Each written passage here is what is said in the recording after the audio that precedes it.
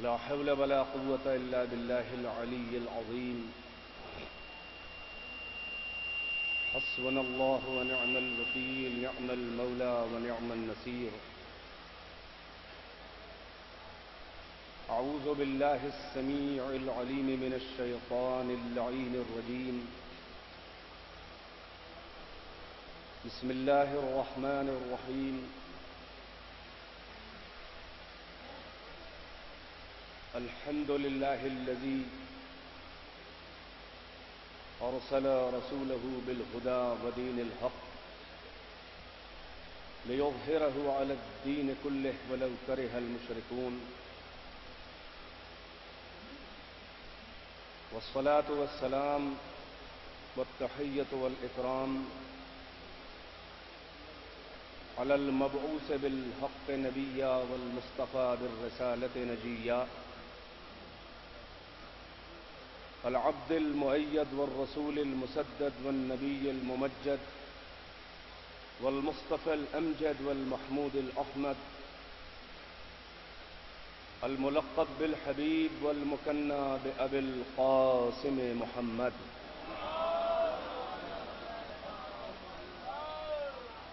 وآله الطيبين الطاهرين المعصومين، أعلام الورى ومصابيح الدجى وأمان لأهل الثرى، الذين أذهب الله عنهم الرجس وطهرهم تطهيرا.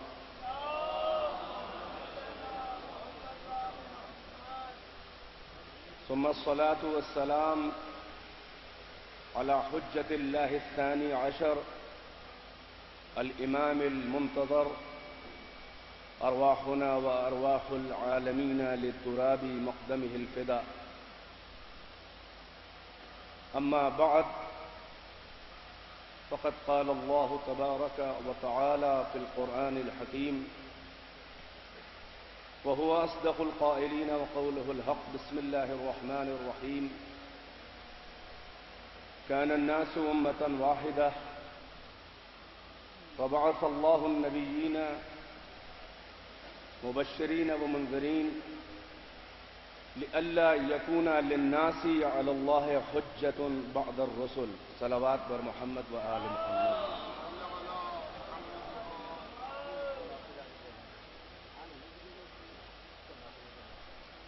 صدر مقاصدہ جناب مولانا سید شوکت کاظمی جرولی صاحب،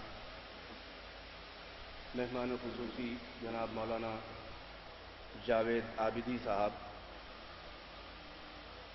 حجج کرام جناب مولانا جعفر عباس صاحب، مولانا ناظر نقوی صاحب اور دیگر علماء اور افاضل، مولانا قائم مہدی صاحب وغیرہ وغیرہ، بعض کے اسامی میرے ذہن میں نہیں ہیں اور بعض میں دیکھ نہیں پا رہا ہوں. شعراء کرام، مومنین کرام، سب سے پہلے تو آپ سب حضرات کی خدمات بابرکت میں اس جشن نور کی مناسبت سے تحفہ تبریک و تہنیت پیش کرتا ہوں. جیسا کہ آپ حضرات کے علم میں ہے کہ یہ محفل بنیادی طور پر شعر و سخن اور مقاصدے کے لیے بنا کی جاتی ہے، منعقد کی جاتی ہے، اور تقریر سے اس کا آغاز شاید آپ کو وارم اپ کرنے کے لیے اور آمادہ کرنے کے لیے کیا جاتا ہے.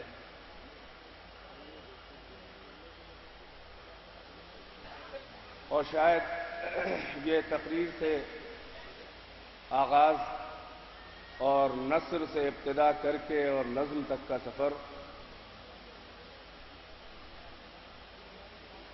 یہ کیونکہ امت قرآن ہے ہم لوگ، لہذا قرآن مجید بھی نظم میں نہیں بلکہ نثر میں نازل ہوا ہے. یہ بات اور ہے کہ قرآن مجید میں نظم اور نثر دونوں کی کیفیتیں موجود ہیں. آیات ہیں مگر ایک لینتھ اور ایک پیمائش کی نہیں ہے، اس لیے نظم نہیں ہے،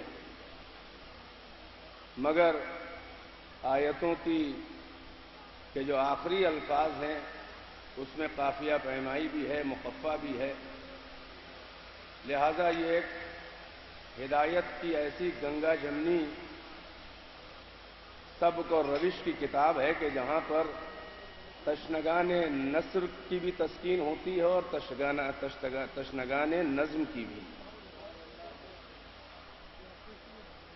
بہت مختصر وقت، اس سے بھی مختصر کہ جس کو میں پہلے لیا کرتا تھا پچھلے سالوں میں،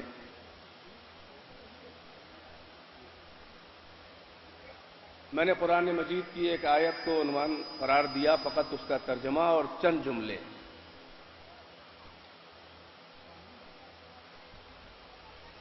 ارشاد ہوا قرآن مجید میں،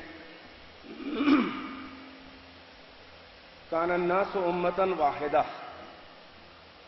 ابتدا میں لوگ ایک ہی گروہ تھے، ایک ہی امت تھے۔ فبعث اللہ النبیین مبشرین و منذرین،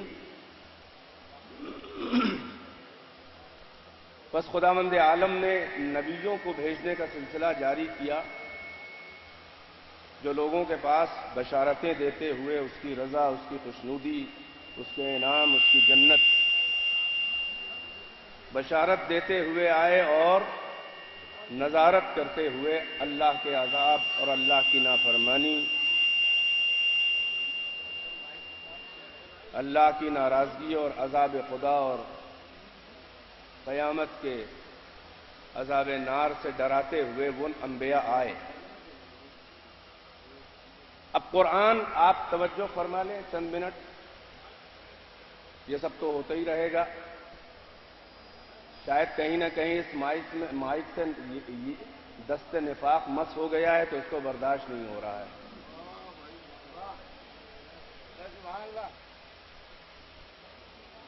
کان الناس امۃ واحدہ، لوگ ابتدا میں ایک ہی امت تھے، پھر اللہ نے نبیوں کو بھیجنا شروع کیا جو بشارتیں دیتے ہوئے اور نظارت کرتے ہوئے، ڈراتے ہوئے عذاب خدا سے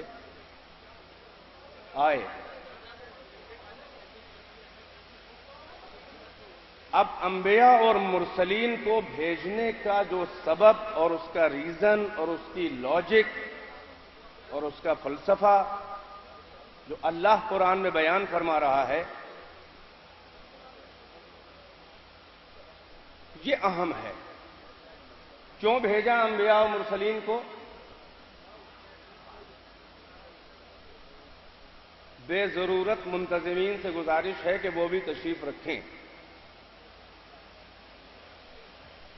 خداوند عالم انبیاء و مرسلین کو بھیجنے کا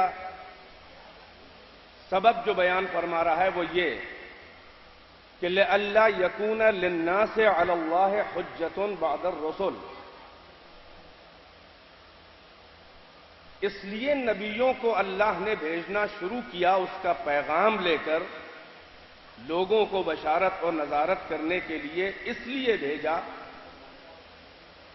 کہ روز قیامت لوگوں کے پاس اللہ کے مقابل کوئی عذر، کوئی حجت، کوئی ایکسکیوز نہ رہ جائے۔ لئلا یکون للناس علی اللہ حجہ، لوگوں کے پاس کوئی حجت، کوئی عذر، کوئی ایکسکیوز، کوئی بہانہ نہ رہ جائے اس بات کا کہ ہمیں تیرا پیغام نہیں معلوم ہوا، ہمیں کیا معلوم کہ تو ہم سے کیا چاہتا تھا اور کیسا خراج بندگی چاہتا تھا۔ یہ فلسفہ ہے انبیاء کی بعثت کا جو قرآن مجید میں اللہ فرما رہا ہے، اور ظاہر ہے کہ انبیاء و مرسلین کی بعثت کا جو فلسفہ یہ ہے تو نظام ہدایت کی پختگی اور اس کا تسلسل کہ ایک نبی جانے نہ پائے اور اگلا نبی آ جائے، ایک رسول جانے نہ پائے اگلا آ جائے، مختلف زمین کے خطوں میں، مختلف زمانوں میں، مختلف مکانوں میں انبیاء و مرسلین کا مسلسل پے در پے بغیر کسی ڈسکنٹینیویشن کے نبیوں کا مسلسل آتا رہنا اس بات کی دلیل ہے کہ جو خداوند عالم نے وعدہ کیا اس کو اللہ نے نبھایا، کہ ذرا سا بھی وقت ایسا نہ خالی جائے کہ اللہ کی طرف سے اتمام حجت نہ ہو اور لوگوں کو عذر کا اور ایکسکیوز کا اور بہانہ بنانے کا موقع میدان محشر میں مل جائے۔ چند جملے میں نے وعدہ کیا ہے، اس کے آگے نہیں بڑھوں گا۔ آدم سے لے کر خاتم تک کے یہ فلسفہ اللہ کی حجتوں کا سلسلہ، کہ کسی کے پاس کوئی عذر نہ رہ جائے کہ ہم تک تیرا نمائندہ تیرا پیغام لے کر نہ آیا، ہم تجھے کیا جانے اور یہ کیا جانے کہ تو ہم سے کیا چاہتا ہے۔ یہ پختہ نظام ہدایت اور مسلسل انبیاء و مرسلین کا آتا رہنا بشکل بشر، یہ اس بات کی دلیل ہے کہ خداوند عالم کسی پر بھی اتمام حجت چھوڑنا نہیں چاہتا کہ اس پہ حجت پوری نہ ہو جائے اللہ کے نمائندے کی شکل میں۔ فقط کتاب کافی نہیں ہے، نبیوں کا کتابیں لے لے کے آنا اور کتاب چھوڑ کے جانا مگر اگلا نبی اور رسول آ جانا، اور یہاں تک کہ خاتم الانبیاء کا آنا، نہ خالی نبی ہے کافی نہ خالی کتاب ہے کافی، جان مرسلین بھی ہے اور جان کتب سماوی بھی ہے قرآن۔ تو کیا پیغمبر ختمی مرتبت کے بعد کے جو نبیوں میں آخری حجت ہے، کیا اس کے بعد مزاج ہدایت اللہ کا بدل گیا؟ کیا لوگ اتنے سدھر گئے کہ ان کو اب کتاب کافی ہے اور کسی حجت ظاہر کی ضرورت نہیں ہے؟ بھائی ظاہر ہے کہ نبیوں کا کام فقط یہ نہیں ہے کہ وہ 4 رکعت اور 2 رکعت نماز پڑھا دیں یا حکومت قائم کریں یا پولیس چوکیاں قائم کریں یا زکوٰۃ و خراج وصول کریں، یہ نہیں ہے فقط۔ نبیوں کا سب سے بڑا کام کیا ہے سنیں، اور خاتم الانبیاء کے لیے بھی قرآن فرما رہا ہے نبیوں کا کام کیا ہے۔ نبیوں کا کام یہ نہیں ہے کہ 2-4 رکعت نمازیں پڑھا دیں اور مسائل شرعیہ اور حلال و حرام بتا کے چلے جائیں، نہیں، نبیوں کے بہت بڑے بڑے جاب ہیں۔ سب سے پہلا جاب یہ ہے کہ وہ شہید علی الخلق ہے، یعنی تمام اپنی امت کے بندوں کے بندگان خدا کے اعمال کا شاہد و نگراں اور گواہ ہے۔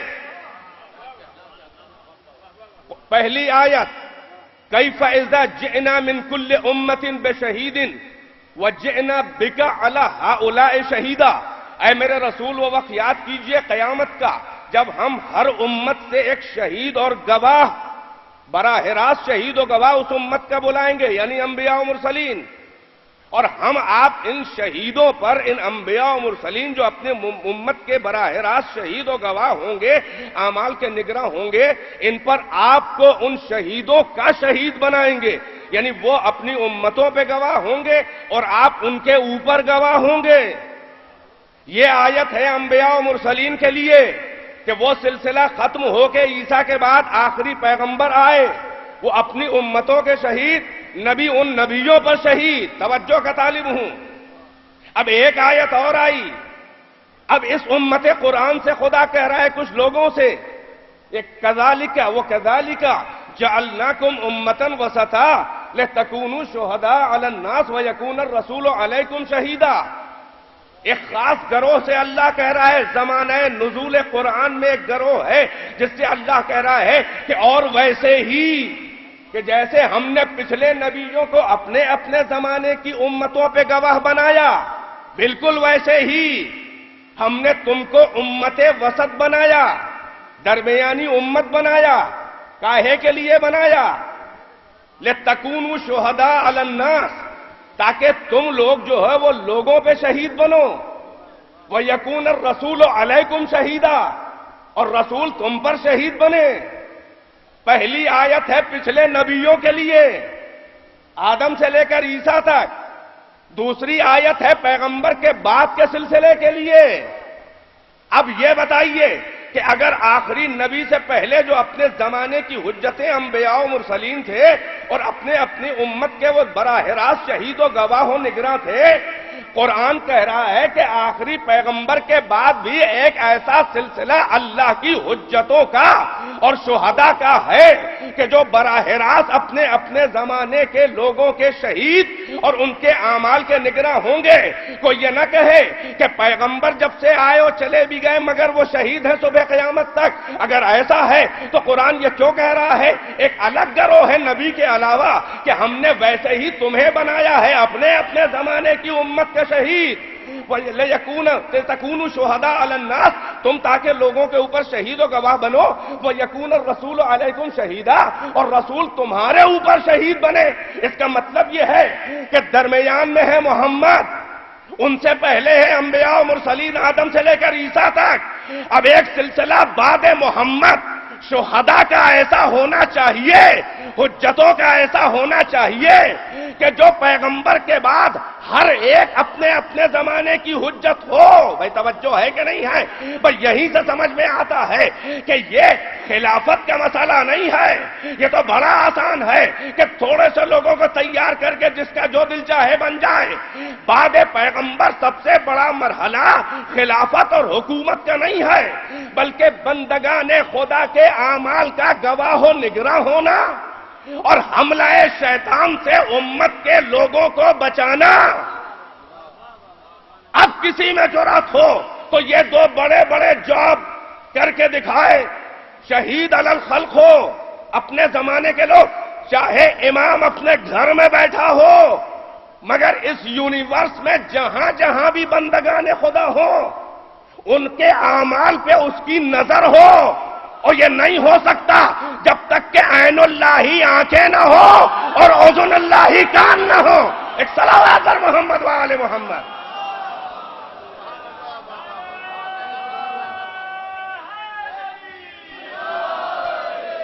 میں نے عرض کیا کہ میں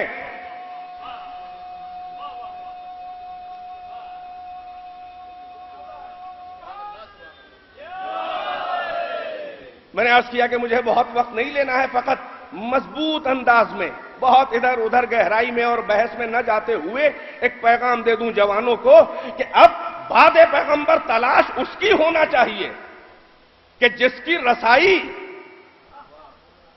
خلوتوں میں ہو اور جو ان ظاہری چربی کے ڈھیلے والی آنکھوں کا محتاج نہ ہو دیکھنے کا، بلکہ عین اللہ ہی بصیرت ہو جس کے پاس، ورنہ گواہ کیسے بنے گا؟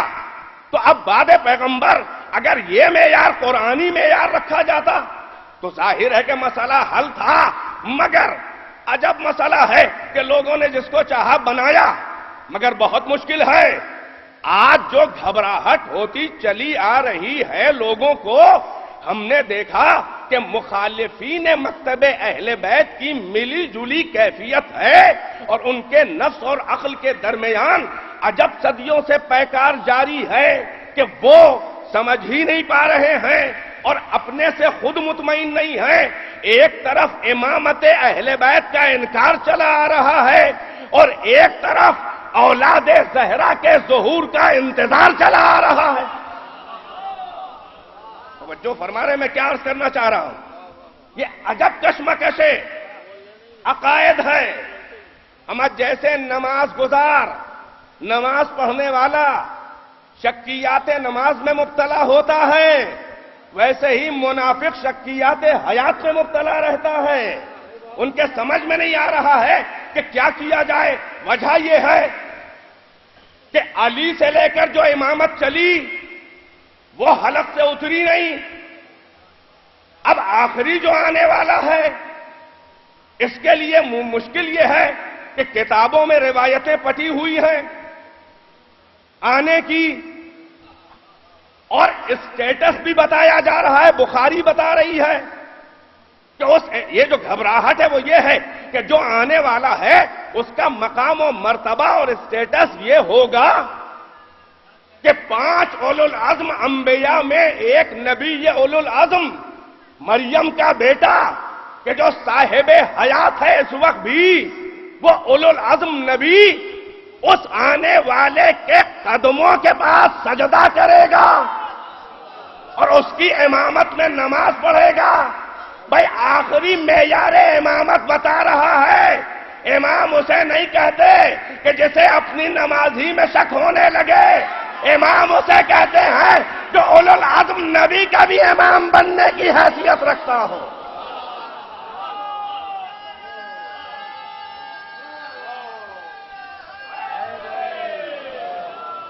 پر یہ پریشانی بڑی پرانی ہے کہ آخری کے معیار سے سمجھ میں آ رہا ہے کہ اول کا معیار کیا ہونا چاہیے۔ آخری کا معیار بتا رہا ہے کہ اول کا معیار کیا ہونا چاہیے۔ بھائی ہم شیعان اہل بیت اصولوں اور معیاروں سے کھلواڑ نہیں کرتے۔ تمہارے یہاں اس لیے معیارات بدلتے رہتے ہیں کہ تم کسی اصول و معیار کے پابند ہو ہی نہیں۔ تمہارے یہاں شخصیت پہلے مانی جاتی ہے، اصول بعد میں بنتے ہیں۔ مکتب اہل بیت میں اصول پہلے بنائے جاتے ہیں، شخصیت بعد میں مانی جاتی ہے۔ بس عزیزوں، میں نے زحمتیں تمام کر دی، تو اب یہ اتمام حجت، چلیے پہلے مرحلے پہ بچا لے گئے، دوسرے مرحلے پہ نبھا لے گئے، تیسرے مرحلے پر بھی جیسے تیسے بہکا لے گئے۔ اس کے بعد خلافت میں اسپیڈ بریکر آنے لگے۔ شاہراہ ولایت سے جو سقیفہ کی پگڈنڈی میں لوگ گھسے تو ایسی گمراہی کی بھول بھلیوں میں پریشان ہوئے کہ امام دل تو چاہ رہا ہے کہ انہی کو مانے، مگر کردار کی رسوائیوں نے ہمت نہیں ڈالی کہ انہیں امام کہیں، لہذا ایک کو چھوڑا، دوسرے کو پکڑا، دوسرے کو چھوڑا، تیسرے کو پکڑا۔ ورنہ کیا سبب ہے کہ بیچ بیچ کے اماموں کو غائب کر کے 50-50 سال کی چھلانگ لگائی جا رہی ہے؟ بھائی ظاہر ہے یہ شعر نہیں ہے، تھوڑا سوچنا پڑے گا، اور یہ شعر نہیں ہے کہ جس کے اندر خود بخود جادو پہلے سے پرو کے لایا گیا ہو سمو کے۔ یہ نثر ہے، یہ تازی ہے۔ ایک صلوات پر محمد و آل محمد۔ شعراء ماشاءاللہ موجود ہیں۔ تو اب یہ خلافت کی ہوڑ چلی، معیاروں سے کھلواڑ کیا گیا، اہل بیت کے در سے امامت اور خلافت کو ہٹایا گیا۔ اب مسئلہ یہ ہے کہ ہمیں حکومت کا مسئلہ نہیں ہے، ہمارے یہاں خلافت کا مسئلہ نہیں ہے۔ ہم کیا کہیں گے؟ ہم تو علی کو روزے اعظم سے پہچانتے ہیں، ہم تو یوم الست جو ہم نے جام صہبہ غدیر پیا تھا تو 1400 سال گزر گئے، مگر نہ آنکھوں کا خمار گیا، نہ میں آشاموں کی سرمستی گئی۔ ہم مولا کائنات کو کیا پہچانوائیں گے؟ ہم اعتراف کریں تو کیا بڑی بات ہے؟ یہ معیار خلافت ہی کا تو مسئلہ تھا کہ اہل سنت کے 4 مسلوں میں ایک بہت بڑے امام احمد ابن حنبل کو یہ کہنا پڑا کہ مسند خلافت پہ بیٹھنے کے بعد علی کی عزت نہیں بڑھ گئی، علی نہیں اونچے ہو گئے، بلکہ جب علی مسند خلافت پہ بیٹھے تو مسند خلافت کا معیار اٹھا دیا۔ تو ہمارے یہاں معیار یہ نہیں ہے کہ جگہ پہ بیٹھے تو حیثیت بدل جائے، کرسی ملی تو حیثیتیں بدلی، جو لوگ عزت نہ کرتے تھے وہ کرنے لگے۔ کرسی اقتدار سے پہلے کچھ نہ تھے، کرسی اقتدار سے اگر اتار لیے گئے تو پھر اوقات وہی پرانی والی۔ یہ علی اور علی کے حریفوں کا تاریخ سے مسلم ثبوت اور پہچان ہے کہ علی کے سیاسی حریفوں اور علی کے معیاروں کا فرق دیکھو کہ جو علی کے مقابل ہیں، کرسی اقتدار پہ بیٹھے تو حیثیت بڑھ گئی، پہلے کم تھی، اتار لیے گئے تو اوقات اور کم ہو گئی۔ بھئی ایسا ہے کہ نہیں ہے؟ توجہ ہے کہ نہیں ہے؟ یعنی یہ کہ خلافت سے پہلے، حکومت سے پہلے نشست کا انداز بھی الگ تھا اور نشست گاہ بھی الگ تھی۔ خلافت کے بعد انداز نشست و نشست گاہیں بدل گئیں، حیثیتیں بدل گئیں، مگر اس تاریخ بشریت کا علی وہ واحد بے نیاز انسان ہے کہ جو جس بوریے پر مسند خلافت سے پہلے بیٹھا اسی بوریے پہ خلیفہ ہونے کے بعد بھی بیٹھا۔ وجہ یہ ہے کہ علی کے سیاسی ہیں۔ آپ سب مل جل کے صلوات پڑھ کے ان کا ساتھ دے دیں۔ بھائی وجہ یہ ہے کہ علی کے سیاسی حریف ان کی حیثیت یہ ہے کہ زمانہ ان کے رخ کو بدل دے، مگر آل محمد کی حیثیت یہ ہے کہ زمانہ ان کا رخ نہیں بدلتا، وہ زمانے کے رخ کو بدل دیتے ہیں۔ یہ ہے معیار امامت مکتب اہل بیت میں، اور یہ ہے قرآن کا معیار امامت۔ تو شروع میں تو جیسے چاہے بنا لیا، مگر سب سے بڑی عقائد کی مشکل یہ ہے کہ اس زمانے میں اللہ کی حجت وہ کون ہے کہ جو اللہ کی طرف سے اتمام حجت کرے اور لوگوں کے پاس عذر نہ رہ جائے۔ ظاہر ہے کہ جب غلط راستے پہ امامت چل دی، خلافت چل دی، تو آخر کہاں تک نبھاتی؟ دھیرے دھیرے یہ وقت آیا کہ سر پہ کوئی امام نہیں ہے، سمجھ میں نہیں آ رہا ہے کہ کسے امام بنایا جائے۔ اگر ایسے ہی بھائی توجہ، بھائی جیسے بنایا تھا ویسے آج بھی بنا لو، کاہے کے لیے لاوارث ہو؟ اما امام الحرمین کو بنا لو خلیفہ، ملک فہد کو بنا لو، عبداللہ کو بنا لو، شاہان سعودیہ کو بنا لو، اور اتنی گارنٹی ہم لیتے ہیں تم اگر امام الحرمین کو بناؤ گے وہ جیسا بھی ہو، مگر جن کو پہلے بنا چکے ہو ان سے زیادہ پڑھا لکھا ہوگا۔ مگر ہمارے پاس جو امام ہیں، ہم یہ آج کے بدعتی ملا کیا مقابلہ کریں گے؟ اگر وہ امام آئے اور تم اپنے بڑے بڑے فقہ کے اماموں کو بلاؤ تو ابو حنیفہ ان کا دربان ہوگا، شافعی پردہ اٹھائے گا، مالک اپنے انس نالین اٹھائے گا، جب عیسیٰ پیچھے نماز پڑھے گا تو غیر نفتو خیروں کی اوقات کیا ہوگی؟ بلکہ یوں کہوں کہ اگر مہدی ابو حنیفہ سے جوتیاں اٹھوا لے تو ابو حنیفہ کی عزت بڑھ جائے گی، امام کی نہیں بڑھنے والی ہے۔ ایک صلوات پر محمد و آل محمد۔